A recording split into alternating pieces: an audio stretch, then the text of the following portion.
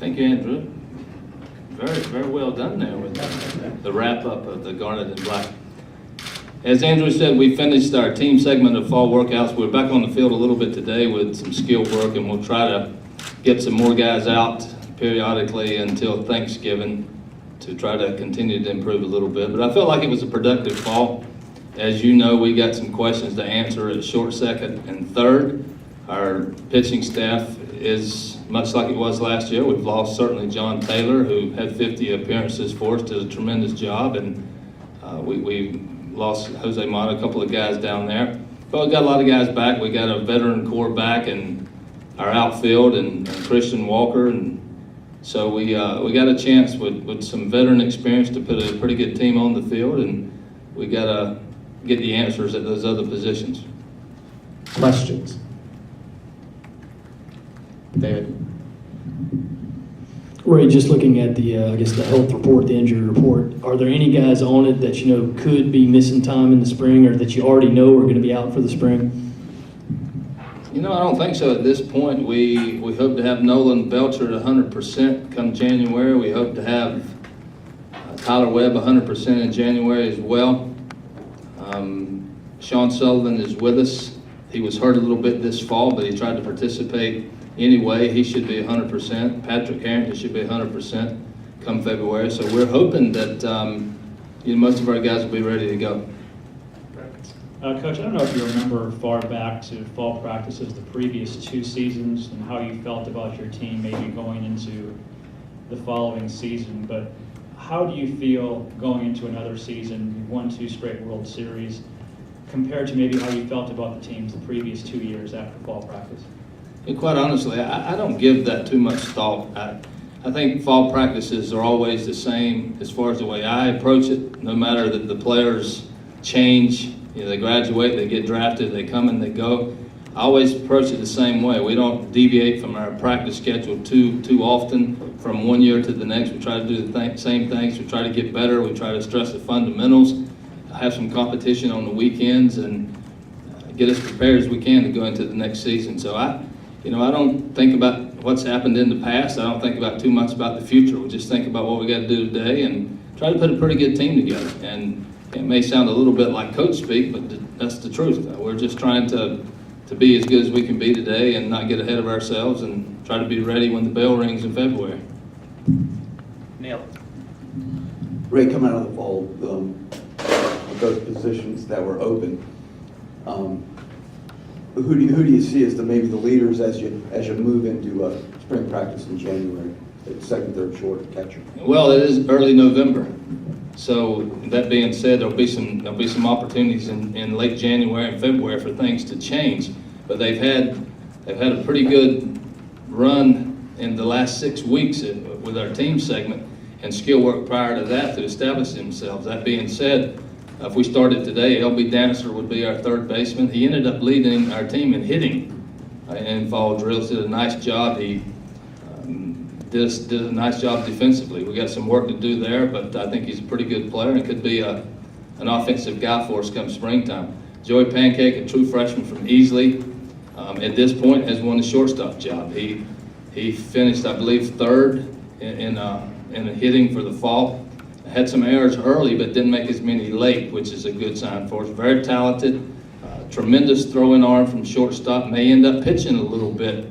I think he had 3 appearances this fall and was not scored upon in those 3 appearances. So he brings some offensive prowess and ability to play defense as well. He's just got to get a little bit more experience and clean it up defensively.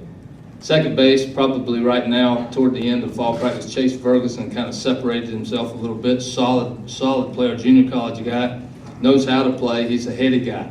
Not the most talented guy out there, but yet he was able to perform because of his experience and his knowledge.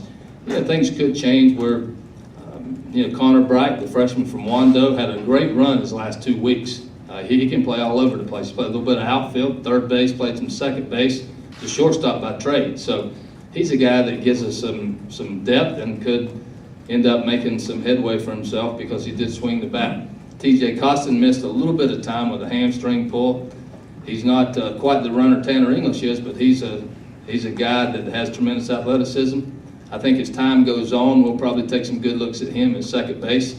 He'll also be an extra outfielder for us. So, you know, it could all change. Tanner Lovett, the junior college shortstop, didn't swing the bat real well this fall, but did prove to us he could be solid defensively. Behind the plate, Grayson Griner and Dante Rosenberg probably had the best falls of any two catchers since I've been coaching. As far as a tandem is concerned, you know, sometimes you'll have a guy have a really good fall, the backup not so much, or the starter not so much. Those two guys, and that's a key position. You know, we had, you know, Brady Thomas and Robert Berry last year who did a stellar job for us the entire year. And Berry picked it up at the end when Brady wasn't able to go. And so we had to, you know, you can talk about two experienced guys that are gone. And we plugged in Grayson Griner, true freshman, and Dante Rosenberg, who was coming off of a redshirt year because of a back injury. And those guys caught the majority of the innings the entire fall and were outstanding. Dante hit almost 300. Griner, 265, 270 in that range. But the part that had me most excited is their ability to play defense. It was outstanding. I don't think Griner was charged with a pass ball the entire fall. And Rosenberg might have had, you know, 4 or 5. But those guys really made me comfortable behind the plate, and I think that's one reason our pitching staff had a really good fall, is because of those two guys. So I'm pleased. I'm excited with those two guys behind the plate. And, you know, Dante was here last year, had a chance to be a part of things, and Grayson wasn't. But, you know, he's a local product that we thought highly of, and he probably played better than we anticipated in recruiting. First year guys, sometimes that transition is tough for him. He has handled that very, very well.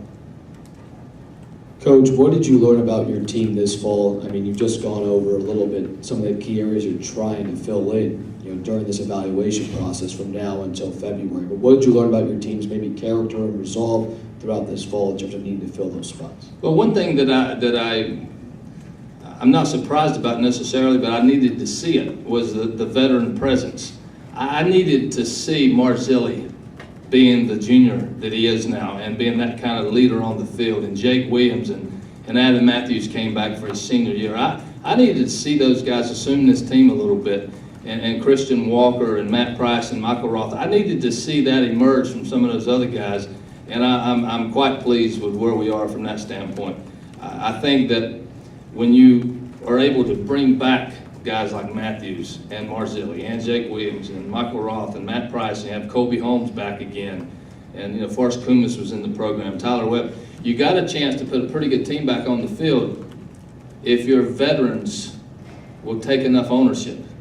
You're going to have some new players, everybody does, but if you have enough veterans that will assume the proper type of ownership, I think you got a chance to be pretty good. They did that for me this fall, so I'm pleased with that. You still got to go out and play, but you got to start with that kind of makeup, and I'm happy about where we are right now.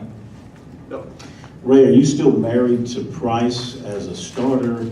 And in his outing in which he got the 7 strikeouts in the last game at Westmoreland, did he show you some of what he had as a freshman?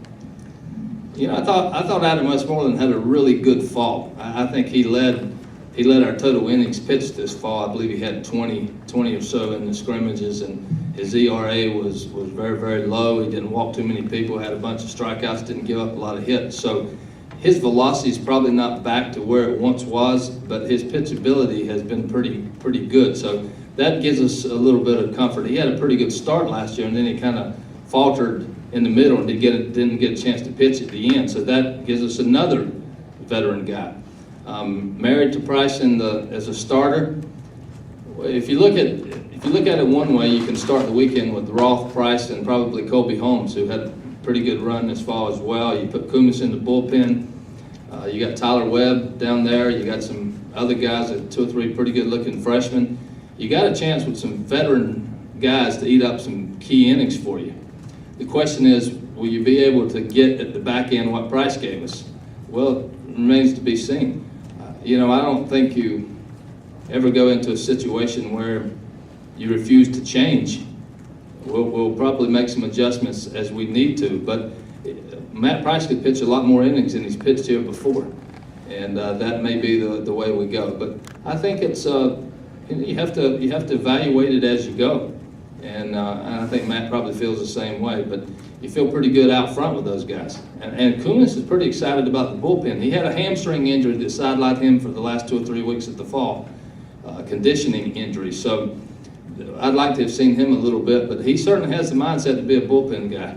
You know, he was a tough football player in high school, and he has that mentality. So I think we're okay from a pitching standpoint, and some veteran guys. We gotta solidify those 3 key positions that we lost in the infield.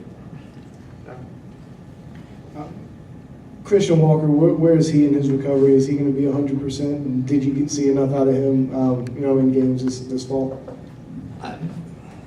I saw enough. I mean, he worked out quite a bit. We didn't scrimmage him all the time. We held him out purposely early on. We actually held Marzilli out a little bit too, and Jake Williams, some of those veteran guys early, just so I could give the freshmen more time.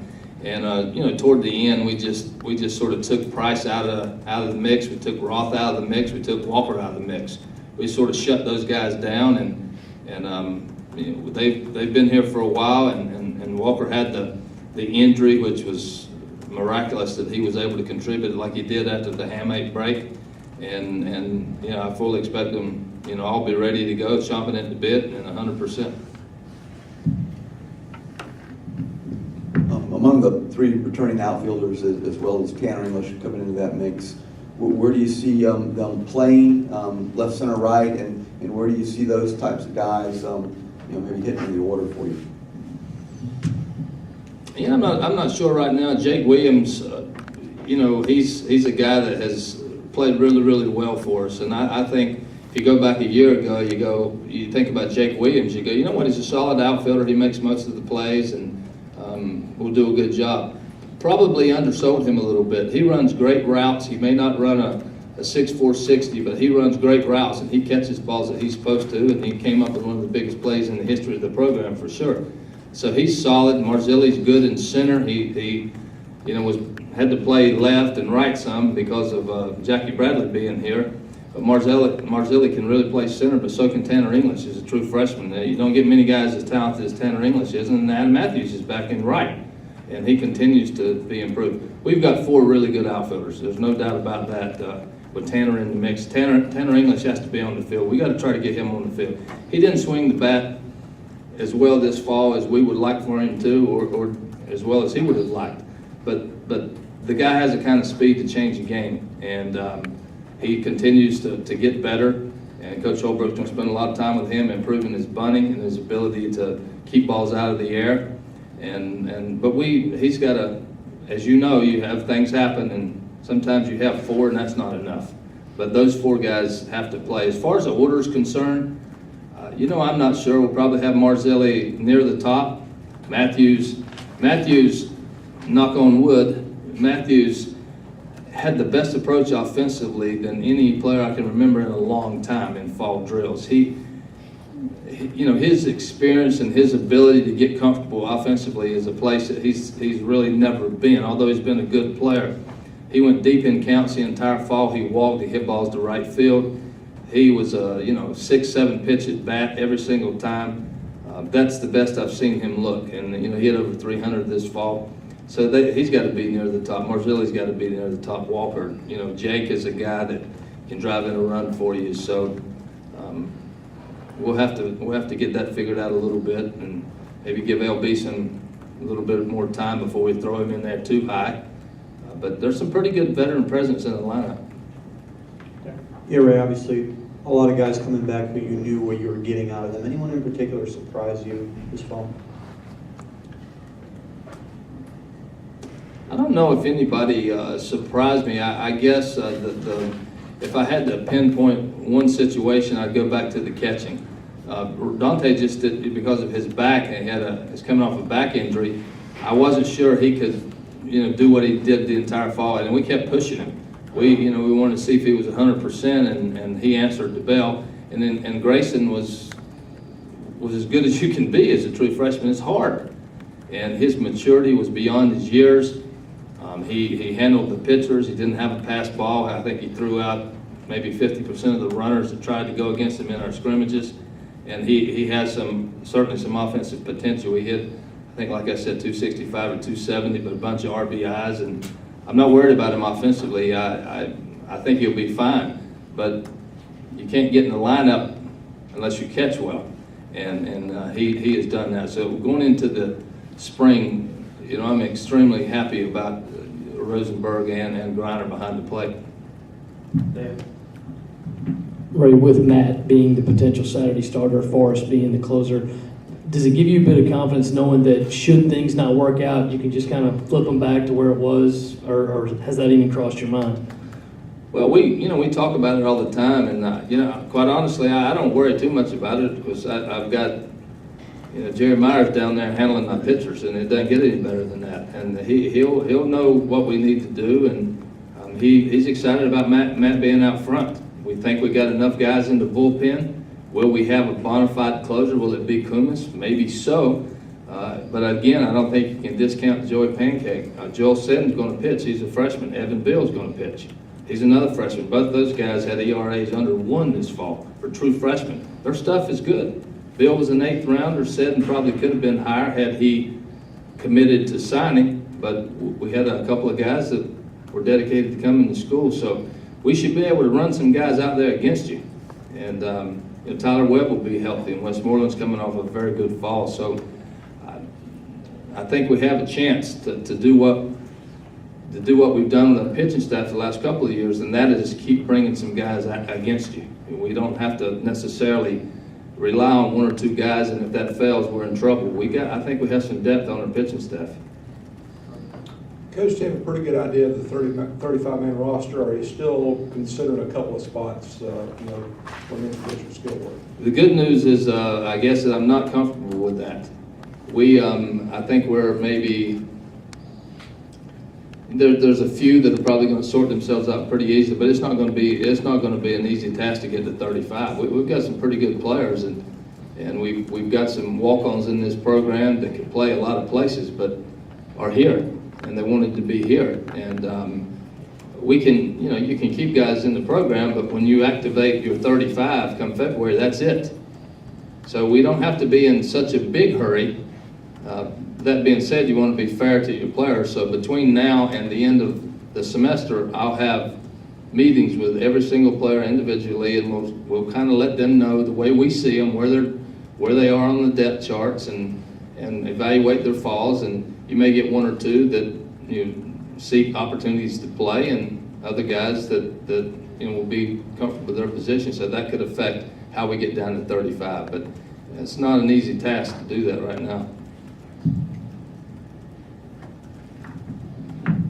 Can you measure the impact of having Michael Roth back? Not only was he dominant all season long last year, but just his personality and the fact that he keeps the team loose and he's a leader in his own way out there.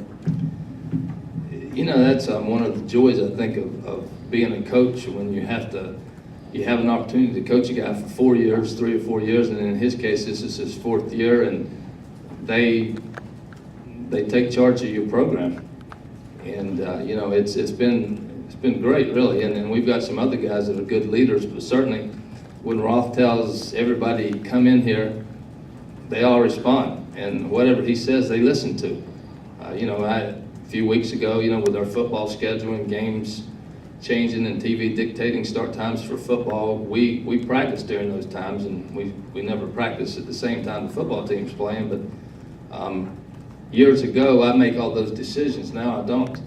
Michael Roth makes those decisions. He gets with his teammates and he says, "Hey, let's our football game's at 12:15, or our football game's at 7:15. Let's do our practice schedule this way." And they tell me, "This is how we're going to do it." And I go, "Sounds great." But that's a joy to have those kind of guys that that it's their program, they care about it, and that's the way they play. That it's about the name on the front, and it's great for me. You touched on it a little bit a minute ago, but talk about your freshman pitchers, the 2 you mentioned, in Jordan Montgomery, and how difficult it is to come in and perform as well as they did as a freshman in fall ball. Well, the three freshman pitchers that I was referring to, Joel Seddon, the right-hander out of Michigan, and Evan Bill, the right-hander out of, I think, Fairfax, Virginia, and then Jordan Montgomery out of Sumter. Jordan's a lefty, and he's got a great chance to develop the kind of change-up that Michael Roth has been able to use since he's been here. And then Joel Seddon, he's got really, really good stuff. So does Bill. Bill has a plus breaking ball, and those guys are outstanding recruits. And that's one of the reasons that our recruiting class was ranked as high as it has been, is because of guys with that kind of ability. But they will pitch, and their composure has been good. I think, like I said, Bill and Seddon both had ERAs under 1 this fall. Jordan's was a little bit higher, but those guys are really, really good, and they're going to get an opportunity to throw. But to have that success, so in their first semester, are you surprised by that?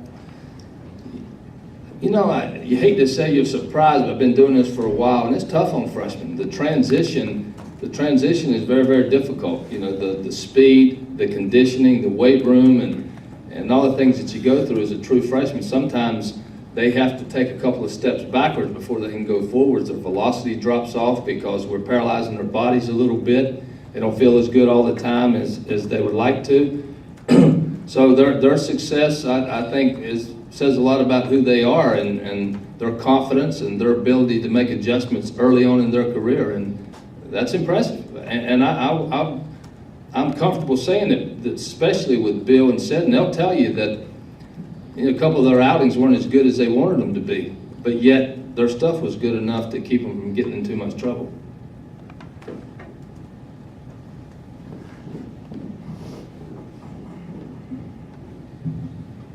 Coach, you've been through fall practices a couple of times and won national championships. Does this team, to you, feel like a national champion contender? I don't know about all that, but I never felt like the other 2 years that it was that case either. You just go out and you work at it and you try to be as good as you can be. College baseball is very, very good. The SEC is the best. There's so many teams that, in my estimation, could be national champions at the end of the year, just based on our conference. With people that emerge that get a chance to go to postseason, you're good enough to win. I think it's been indicated by the success of Southeastern Conference baseball. So I know that how difficult it is, and you have to be very, very special as a team, not only with your ability, but how you play and how you approach everything, and to have a chance. And that's all we're trying to do. You've heard me say this many times. We don't get too far ahead of ourselves. We're trying to put a good team on the field that can get to the postseason, and that's enough. That's enough. It's grueling. It's hard. It's tough for us to get to the SEC tournament. It's very, very difficult to be one of the 8 teams. That being said, if you're one of the 8, you may have a chance to be in the final 8. I mean, that's how good the conference is. So it's very, very difficult to be one of the best teams in the country at the end of the year playing through the SEC. Any other questions for Coach Tanner?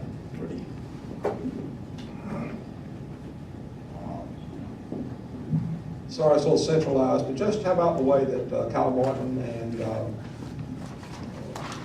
other kid from up there, I'm drawing a blank now. No, not Pancake, Reed Bowman did during the fall. Well, Reed's not quite ready, and of course he's behind some guys in the outfield that have a lot of experience. So, Reed won't get an opportunity this year, but he's a guy that we liked enough out of high school to get him into the program. He's got a chance to swing it a little bit. He's worked hard to become a better outfielder. Kyle Martin, I'm extremely pleased with. It's difficult for Kyle and Bryson Selleck, the 2 guys behind Christian Walker at first. Christian arguably is our best pure hitter, and he's going to certainly get his chances. And you got Kyle Martin from the left side and Bryson Selleck from the right side behind him. Both of them swung the bat pretty good at times, but Martin, if you remember, you might have seen at the end of the summer, he was in the Big League World Series. He pitched and he hit, and they won it all. He's got a chance to do a good job, maybe get some at-bats as a freshman, and could be the heir apparent to Christian Walker at first base. He's very good around the bag for a big guy. He's, 6'3", 6'4", with tremendous power. Despite the change in bats, he hits them a pretty good way. So we're excited to have him in the program. He's done a really good job.